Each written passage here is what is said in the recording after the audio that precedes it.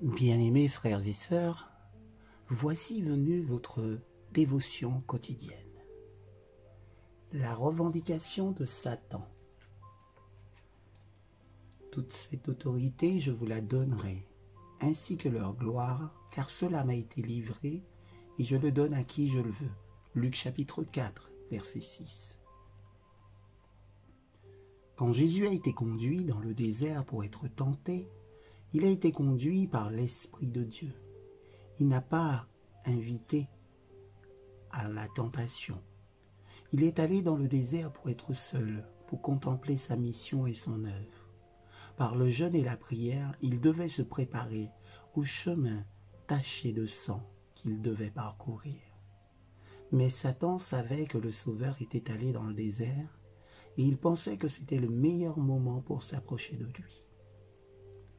De grandes questions pour le monde étaient en jeu dans le conflit entre le prince de la lumière et le chef du royaume des ténèbres. Après avoir tenté Adam et Ève de pécher, Satan a revendiqué la terre comme la sienne et s'est autoproclamé le prince de ce monde. Ayant conformé à sa propre nature le père et la mère de notre race, il a pensé à établir ici son empire. Il a déclaré que l'humanité l'avait choisi comme souverain.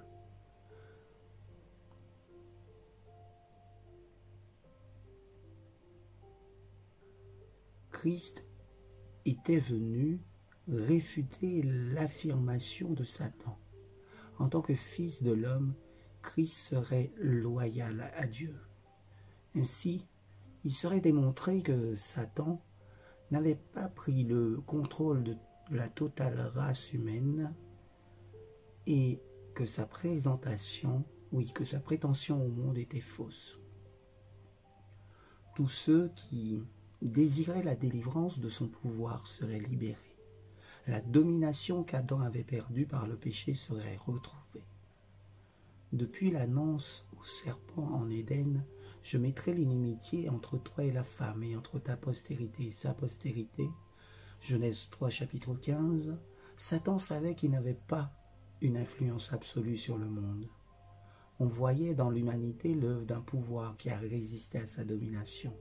Avec un vif intérêt, il observa les sacrifices offerts par Adam et ses fils. Dans ces cérémonies, il discerne un symbole de communion entre la terre et le ciel. Il s'est mis à intercepter cette communion. Il a déformé Dieu et a mal interprété les rites qui pointaient vers le Sauveur. Les gens ont été amenés à craindre Dieu comme quelqu'un qui se réjouissait de leur destruction. Les sacrifices qui auraient dû révéler son amour n'ont été offerts que pour apaiser sa colère. Satan a excité les passions maléfiques des gens afin d'attacher son règne sur eux.